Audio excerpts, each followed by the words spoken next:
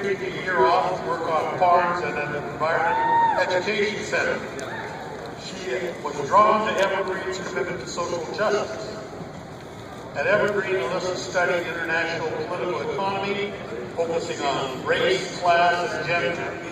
In addition to studying abroad in Venezuela, the West Bank, and Israel, she recently finished an internship at the Washington State Senate. Elissa has been an active member of the Mid-East Solidarity Project, the Worship Arts Committee, the Olympia Unitarian Universal Church, and a peer writing tutor at the Writing Center here at Evergreen. After graduating, she intends to intern at the Economic Opportunity Institute in Seattle for the summer, and has accepted a position as an assistant to the director of Evergreen's Writing Center next fall. Please welcome Elissa.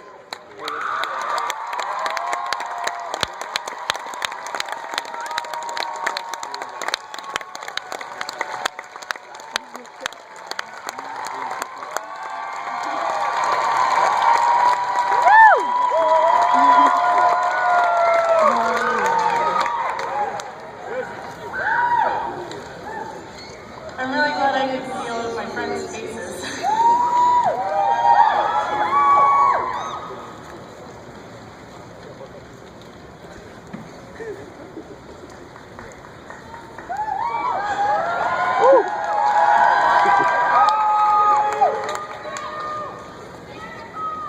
It's hard to reach out, to feel the weight of your life amongst all that is possible, and to still just reach out. To trust that if I reveal something hidden and quiet within myself, that you will take what I have shared and make it stronger with your own vulnerability. But we're here. We're here at Evergreen because we're unsettled, we're hungry, and we're burning. We've read the books, learned the language, and still we yearn to change. We burn from the conviction of knowing that the world of the supposed impossible is actually cradled in the cup of our hands. We have learned to be critically imaginative. We have learned to seek, to question authority, to build on the wisdom we need to make our communities whole again. We have learned to be challenged, to not only recognize but actively restructure how privilege and oppression works in our communities. To never be apathetic. We have harnessed the tools to say yes and, to say yes to our different histories, to reclaim our various identities, our different heritages, and recognize the deeper importance of what it means when we honor that we're on Squaxin land today.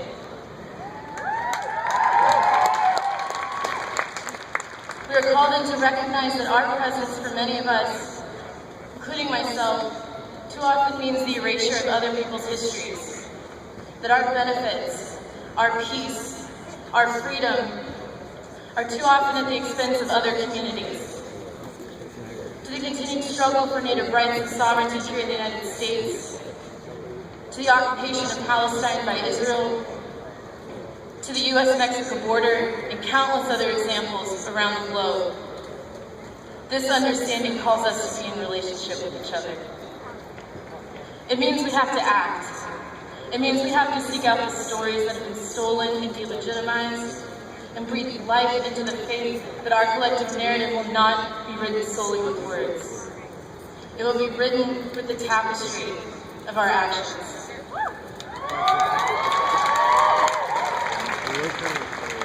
With each of us as thread, and our hands as needles, and we the weavers of the kind of world we want to live in. You might be feeling alone at this transition.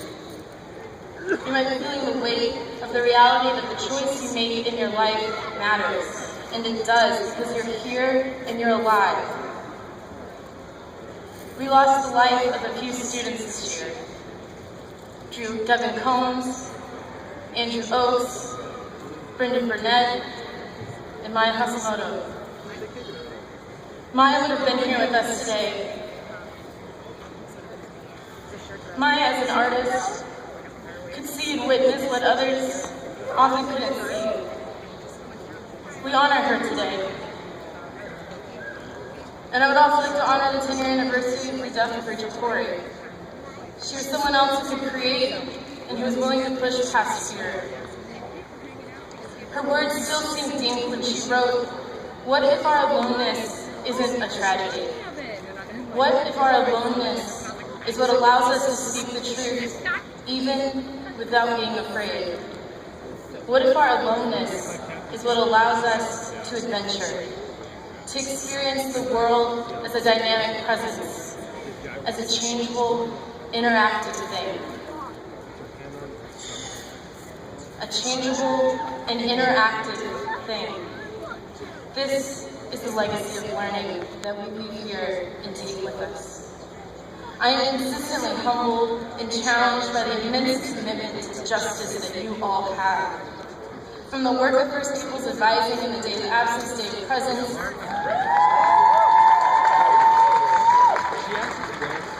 it has continually inspired me to reframe how the understanding of my identity pushes me to interact with integrity and responsibility in my community.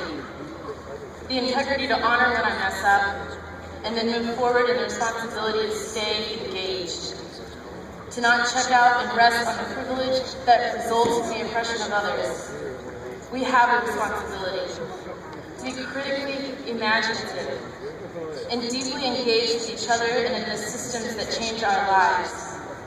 We have the ability to claim our lives, to claim the right to write our own story. But our visions are only as good as the integrity we carry them out with. How deep are we willing to go? Gooey Ducks dig pretty deep. Let's get to the root of these problems and restructure our economy, be a part of restructuring our government, and boy, does our government need restructuring, and it starts locally, it starts here. To restructure our food system, our communities, our education, and it shouldn't be about winning these systems, but about changing the inherent orientation of how these systems operate. We have so many models to be proud of here. Gateways for incarcerated youth, Grub, the organic farm, the Lyceum and the Tacoma campus, the Flaming Eggplant, a cooperative student-run cafe, and their new exciting, the New Moon Cooperative Cafe run by the Black Moon Collective. Check them out. And our artists, and our dancers, and our staff unions, and your own education that you crafted here. You crafted it. You walk away with learning that you crafted with the support of so many people.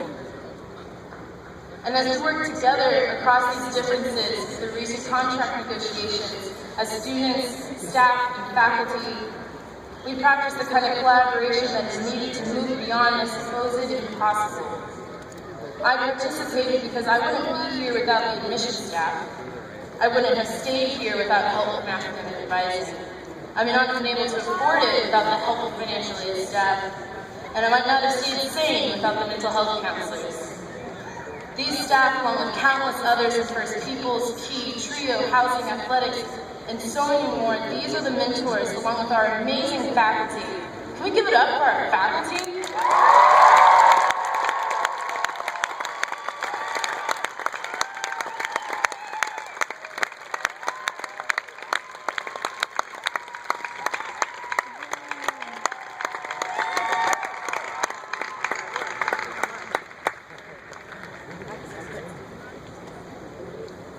These are the folks that have said our potential is not impossible, that it is possible. By working together, we've strengthened a network of solidarity on this campus that will extend in all directions. Let's say it's the omnion stars of social justice.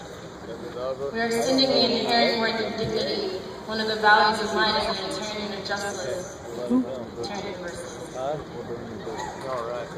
And the worth of all workers across the state in higher education and beyond. and I am proud. I am proud to graduate from an institution, as we say, we will create the solutions we need to respect. I am proud to graduate from this institution.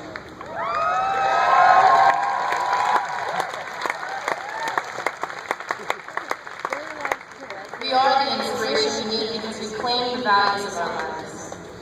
There's a deep and pulsing beauty to the choices we now face. We have the choice to keep listening, to honor each other's stories and experiences, to build on each other's ideas and not to appropriate. We have the choice to remember and honor our own growth and transformation, and to continue to build and strengthen our networks. We have the choice to honor the contributions of millions of people, of our families and ancestors that have packed the earth solid so that we may know the path we walk on. I'm looking at you, families. So live fully. Drink your coffee slow in the morning. Go to the woods and walk for hours. Paint till 3 a.m. and have that difficult conversation because we know it matters. And build upon your dreams. Dance. Dance with James. Dance until that one bartender kicks you out and then eat that whole thing of cheesy tots.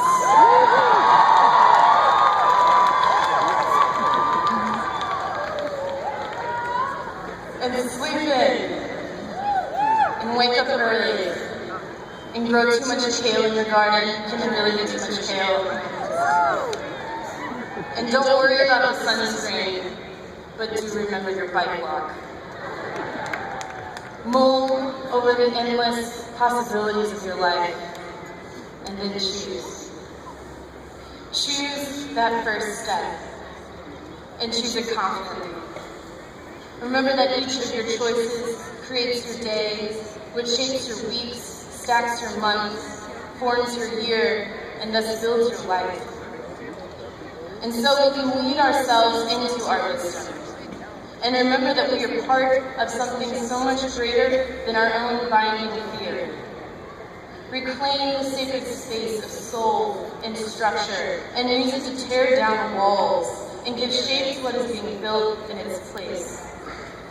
By choosing to act, we speak as just as much to the future as we speak to the present. We strengthen the ability to practice our capacity for change. You have the ability to restructure history, to give voice to reason, shape to dreams and hope to cynics. We want to be a part of this. No one should be left out, hopeless, or forgotten. So to speak, to rewrite history.